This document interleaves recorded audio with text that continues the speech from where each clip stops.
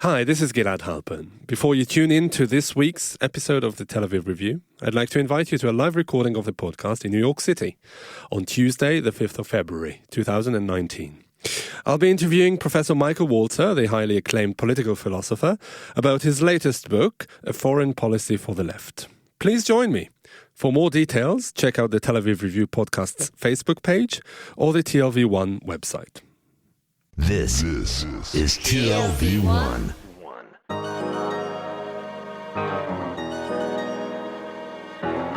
The Tel Aviv Review. Hello and welcome to the Tel Aviv Review, brought to you by the Leer Jerusalem Institute, which promotes humanistic, democratic and liberal values in the social discourse in Israel. I'm your host Gilad Halpern, and I would like to start by making a special appeal.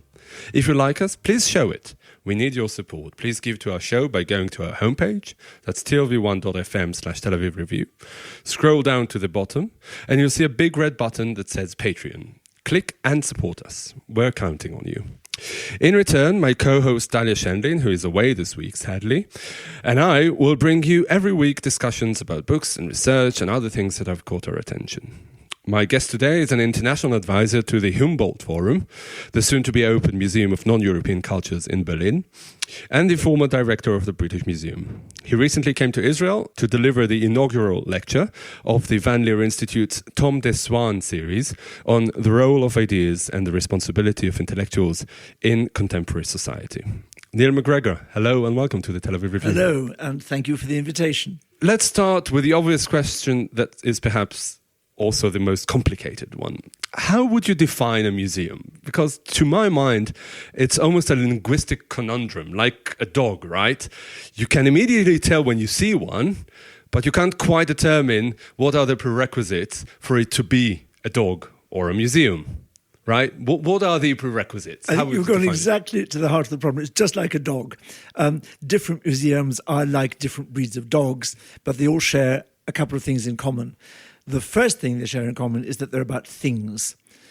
And it's about the exploration of human experience through things, looking at things, examining things, comparing things, and using that to tell us something about who we are, why we are, and about the world around us. So it's all about what can things tell us about who we are. But it doesn't have to be concrete things, right? Objects. I mean, everything is about things. No, I think it has to be about things. I think the distinction between a museum is not a library. I mean, it's always good to say what a thing is not. A museum is not a library. It's not about books. It's not a picture gallery in the term that I'm talking about at the moment. It's about things, objects, three-dimensional objects that tell us something about what it is to be a human being, and above all, tell us how difficult it is to be a human being or what fun it is. And the different kinds of museums, like the different kinds of dogs, are the ones that are looking at different aspects of why it's great fun or sheer hell to be a human being, or whether it's about one set of human beings or all of us. And that's what makes the difference. So the role of the museum staff is to make sense of it all. How do you do it? How do you even approach that momentous task? That depends on the collection you've got. And the collection that I was responsible for, the British Museum in London, had a very clear idea of what the task was and how you were meant to do it. It's set up in the middle of the 18th century, the first moment when it's possible to collect objects from all over the world because of shipping. First moment in human history when you could think of putting the whole world together under one roof and thinking about it as one. And that's the task of that museum. And it still persists today, Still in the persists 21st century, despite everything that humanity and Europe and Britain have gone through. Everything. So it's called the British Museum, not because it's about the history of Britain, because it isn't at all. It's called the British Museum because it's not a royal collection. It's a collection of the people. And it's about a citizen of Britain and a citizen of the world. So that's a very different kind of dog, different kind of museum from other ones. And that's the most interesting thing there is how do you keep a museum like that up to date? It's always been about the world now. And you can only understand the world now through its history, but also about what's happening now. And that's the great challenge of a museum, I think, today, is to explore the world as it changes around us in terms of history, but also in terms of the future. Can you give us like an example, maybe a thematic answer to my question? How is the British Museum in the beginning of the 21st century different from what it was in the late 18th century? In some ways, it's not different at all. It still has the aim to collect objects that tell you something about society from all around the world. Because the point of collecting it was to ask one big question, and that is, how can people live together without conflict? In the middle of the 18th century in Europe, when people for centuries had been killing each other for religion, the question is, how do you have different ideas, different beliefs, different faiths, and yet live together peacefully? It's made before the big expansion of empire. That comes later, and that enriches it on a global scale. But it's always of the same idea that you can really only understand what's happening in your own country if you look at what's happening elsewhere. So, if you like, the British Museum has always been about Gulliver's Travels. You set off to look at what's happening in China or in Mexico, and you come back having learnt a bit about Mexico and a bit about China, but above all, you realise how odd your way of doing things is, and that you can do it in a different way. So the point of looking at the other cultures is to see how you can be different and the ways in which you choose to be different. So there have been artifacts on display for more than 250 years there, continually. Yes. But I'm assuming that the way that the narrative is framed has changed. Yes, absolutely. Okay, so can you give us one example of this artifact that's been there for 250 years and is now displayed differently? Yes, and there's one very obvious artifact. When it's put together in the middle of the 18th century, one of the arguments very strongly put forward is that all human beings are doing the same things, just in slightly different ways. It's a very humane, humanistic Enlightenment idea. And one of the things that they know is that everybody plays music. Every society we know dances, sings, whatever. So one of the collectors asks ship's captains to bring back musical instruments from all around the world. One of the objects is a drum. It's bought in Virginia in the United States, and before it's the United States, when it's still a British colony, in the 1730s, and it's put on show as an American Indian, as they call it, drum. And it's looked at and everybody thinks how interesting, they had drums just like our drums. Then later on, much later, when they start examining the wood, they discover it's not an American drum at all. It's actually a drum that comes from West Africa.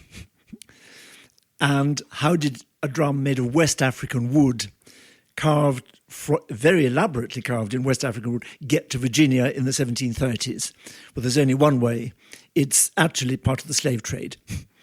So from what is the illustration of music as worldwide phenomenon, we have a document of the slave trade. Now, we don't have many documents of the slave trade from the African side, because the people who wrote the records were the whites. So it turns into a very important document, because we know that drums were used on the ships to make the slaves dance, to keep them from despair, to keep them fit, insofar as they could be fit, transported like that. And we also know that they were then used in the plantations, often to call people to revolt. So in that drum, you have a story of exploitation, transport, but you also have a story of resistance. And then further examination revealed that it's not any old drum, it's actually a drum from an African royal orchestra. And that, of course, makes it clear, reminds you, is the evidence that, of course, the people who sold the slaves were the African rulers. So you have a much more complex story of the slave trade. And it's the first Afro-American, it's the oldest documented Afro-American musical instrument we have. So it's at the head of everything to do with jazz, black spirituals, everything. It's all in that object. So what essentially made way for the British Museum and such endeavours, whether we like it or not, was British imperialism, right? The British Empire that enabled people to bring artifacts from all over the world. And can I just interrupt? There's not just imperialism. That's part of what makes it possible is British shipping and transport. Now, a lot of that is trade. Sure, but there is a certain power relations that allow the British to take artifacts from... Of course there is. Sometimes it's trade, sometimes it's exchange, and sometimes it's about power. Of course it is, but it's more complicated than just imperialism. All right, fair enough. So I'll say that British global dominance for a big chunk of that period was the thing that enabled it, and thank you for the correction. But still, how do you... I mean, and the image of British dominance of the seas has changed over time. How do you dissociate your endeavour from, the memory, the not so happy memory of that period in British history? Because they say about, when you go to Egypt or to Greece or to Mesopotamia, they tell you that to finish that trip, you have to go to the British Museum, right? How do you answer that? I don't dissociate it, or you can't dissociate it. And the key thing is not to dissociate it. The drum is a good example, because the objects change and the thinking changes. The drum is one story of slavery, but it's very important that at the end of the 18th century, it was very much part of the work that came out of the research in the British Museum and the library there that formed a group that then opposed slavery and the abolition of slavery. And the narrative of the objects and what happens to them later is a critical part of working with the countries, the people, above all the countries, the communities from which the objects came. So you don't dissociate it. What you do when you present for instance, Aboriginal Australian material. Now, there is a real example of imperial power. Europeans arriving in Australia, dispossessing the people who largely died. We have very significant, in the British Museum has very significant Aboriginal collections. They're researched now with communities of Aboriginals. You write the history again, because every generation needs to write its history new, but you write it now with the Aboriginals. But you write it in the context of the world which produced the events. And that seems to me a very, very interesting and exciting thing to do, because the Aboriginal community with whom we worked, they have no written documents, of course. These are part of their history documents. They worked with the colleagues. We have the curator in the British Museum is an Aboriginal. So she is telling the story of her people to the world, in the context of the world, through that collection. That's the way you do it. You don't dissociate at all. And part of the debate of any collection, whether it's the Louvre, whether it's the Berlin Museums, the Metropolitan in New York, part of the critical story, the essential story, is how did those objects come and how have those relations changed? Yeah, because the power relations is not only vis-a-vis the world for Britain, it's also what it means inside Britain, British society. Because going back to our dog, it's defining what a museum is very hard, but defining what British is even harder. And the fact that, as you said, you're not a royal collection, you're not but at the end of the day, you are the one British institution. You are the British Museum. There aren't several British museums that you compete with.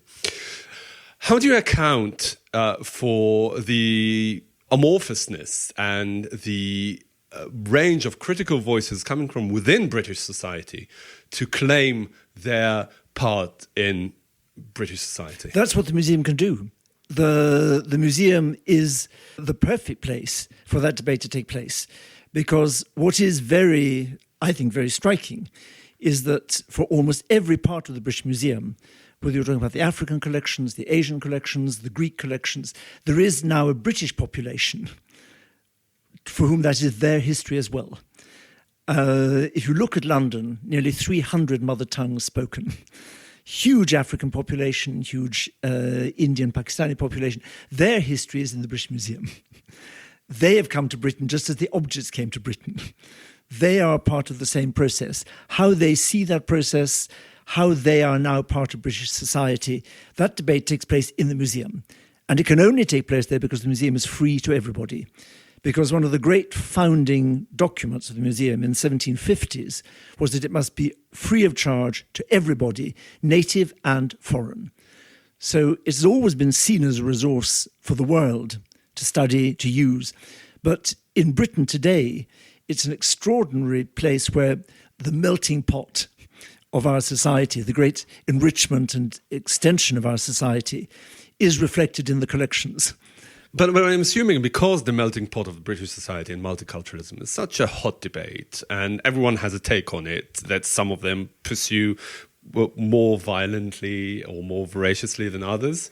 Do you get, I mean, from what you say now, it sounds as if it's like a harmonious process that everyone lives together. I mean, do you get a lot of pushback and a lot of pressure from some groups, perhaps from, from, I wouldn't say the government, but, people of power? How do you manage that? Well, living together is never a harmonious process. As anybody who's ever been part of a family knows. The living together is not about harmony. It's about how you handle dissent and how you live together with different views. That's where the museum is, I think, a very important public space. And part of the purpose of the museum is the debate. I mean, it's got to be a place where disagreement happens in public.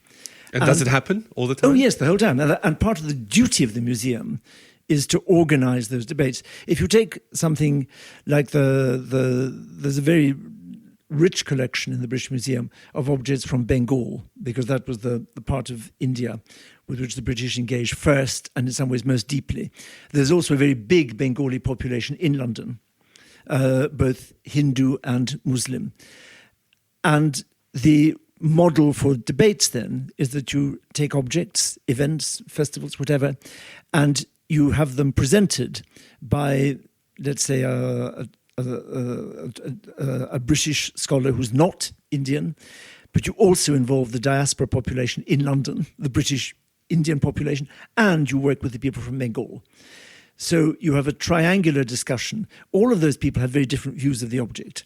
Some of them will be academically researched, others are more emotional response, what the stories that they see in them, which are their stories, which scholars wouldn't know, which are an important part of the object and the narrative. And then you have to have the debate there. And how do you convey to the public, to the visitor, when they come in and see a Bengali object? How do you incorporate the very different views that are in many ways incompatible into one narrative? It's very difficult to label. Two great things have happened in the last 20, 30 years, really. The first, in this regard, the first is that you can, of course, use sound guides with much greater depth. So on a sound guide, you can present different views at a length and in a complexity which you can't on a label. And the podcast is a perfect example of this. You have debates, discussions, they're downstreamed podcast, and they're there forever. So that's one way of doing it. The other big way is through exhibitions and public events, which you run with either a broadcaster or with a newspaper. And then, of course, the other very important thing is you lend the objects. The great change in the last 30 years is that because of the technology of transport, you can lend the Chinese objects to Africa. You can lend the African objects to China. And to take that, there's a really interesting question. The relation between China and Africa is changing every day. It's one of the big geopolitical shifts. There is nothing in the Chinese museum collections to tell the story of Africa. That's something the British Museum can do. You can lend those objects, and equally the other way around. There are great museums in Africa, but they have African things. So that brings me actually to my next question. I mean, it segues so perfectly into my next question, which is your conception of what a museum is a Western idea? Or do you draw inspiration from the way different museums were... This kind of endeavour was done around the world? The museum, in the sense most of us know it, is a Western idea. It really starts in the form we know it and the way we use the word in Europe in the 18th century, 17th, 18th century. But it has, of course, been taken up around the world. And there are earlier models. I mean, in the 18th century, the Chinese emperor puts together what is, in fact, a great museum. And many collected, they wouldn't have used the word museum, but when African kings in West Africa conquer their neighbors, they bring the objects from those other tribes, other cultures, other peoples together. So the idea of bringing together collections of objects from other cultures, either by conquest or trade or exchange, is a universal one. Whether you call it a museum is a different thing, and it's the purpose. If the purpose is for study, then it's a museum. And of course, we've been very influenced in the British Museum and everywhere by the way the idea of the museum is developed elsewhere, particularly in countries like China and Japan, where that idea has been taken up very, very strongly and plays a similar kind of role. Mm-hmm. How do you deal with the decline of interest in this kind of low-tech activity? I mean, there's no decline of interest. Visitor figures are rising steadily to an all-time high. No, quite the reverse. I think as podcasts like this one and people like you have more and more impact on the world, people more and more want to look at the thing, the real thing, to see the thing. Right. And to compare the thing. No, because I tell you why. Many years ago, I interviewed someone from the Imperial War Museum in London who told me that the main problem is that they deal with the three least popular words in the English language: imperial, war, and museum. So you're saying that even young people who are so agile with technology are keen to discover the real things, the three-dimensional objects. The British Museum visitor figures are now somewhere around 7 million a year. Over 40% of those are under 30. And the fastest growing part of our visitor group are the under 30s. So there's absolutely no question that, and I think it's precisely because new technology allows a different kind of engagement with things, because you can look at a thing closely and listen to comments, debates, discussions, different views, different interpretations at the same time. I think that's one reason why this is so popular. Mm-hmm. About the political independence of the British Museum, I'm assuming that in a country like the UK, where there are clear guidelines on what civil society is and the educational purpose of such places, there's much less of a debate. But what do you see from other places in the world that you worked with and worked vis-a-vis in terms of government and political power trying to dictate what the narrative in museums should be? The political autonomy of the museum is, of course, the key thing. Very interestingly, and maybe as you'd expect in the Enlightenment, it's the founding debate about the British Museum. The key point was this would not be the royal collection.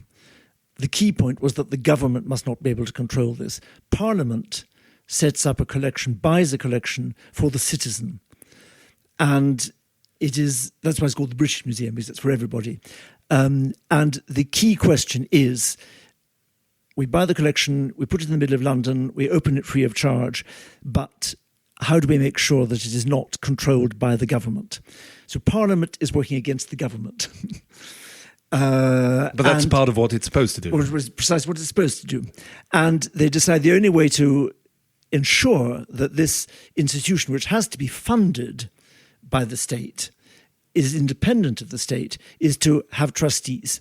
So they invent the trustees system. It's the first trustee museum in the world. And the point of the trustees is to protect the intellectual life of the museum from the political control of the government, while depending on the financial funding of Parliament. So I, as director of the British Museum, answered only to the trustees, not to the minister. And the trustees answered not to the government, but to Parliament as a whole.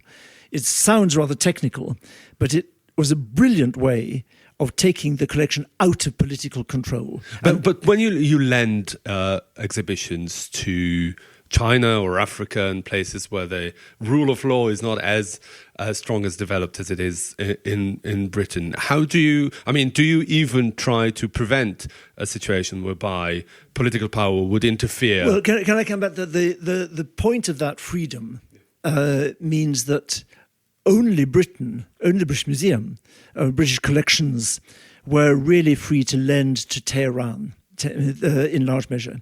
This was a very important question. The British Museum had put on an exhibition on the history of Iran because we felt it was extremely important, if you want to understand the world today, to understand what does the world look like from Tehran. If you grow up Iranian, if you grow up with the knowledge that your country was the great imperial power for thousands of years in the region, if you know this great humane tradition of Cyrus, how do you feel about the world?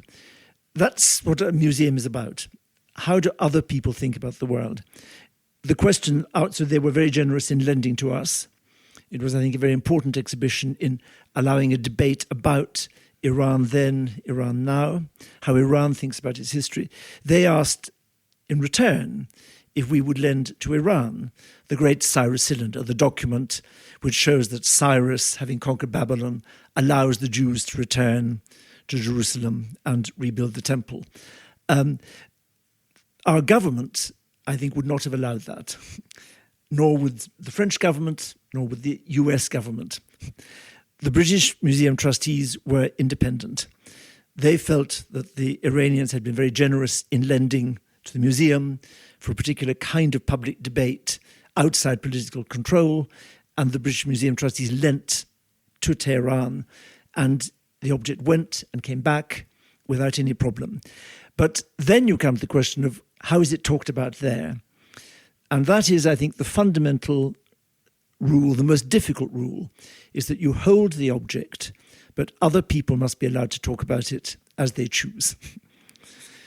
There are many different readings, and the central point of the museum is not to restrict, within the limits of obviously intolerable racism or whatever.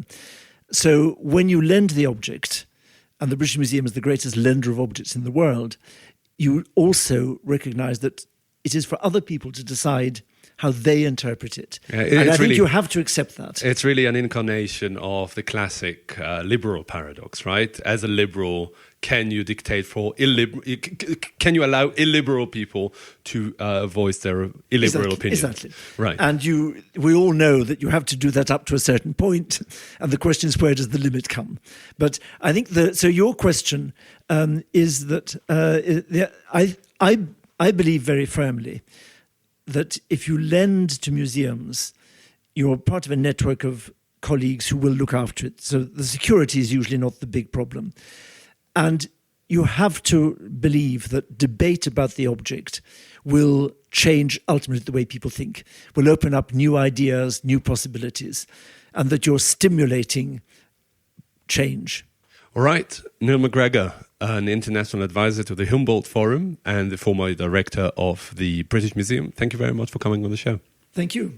And also big thanks to Gizem Ozdemir, our sound engineer, and to Itai Shalom, our producer, and the Van Leer Institute for the generous support. And now we'd like to ask you this. Many or most of you listen to us on the Apple Podcasts app, and please consider writing us a review. You too can support us by going to our website, that's tlv1.fm/Tel Aviv Review, and subscribing onto our Patreon campaign. We've got gifts for you. Check out our archive with almost 500 interviews. If you like what we do here, you can also like us on Facebook. Our page is called the Tel Aviv Review Podcast, Ideas from Israel, and follow me and Dali on Twitter.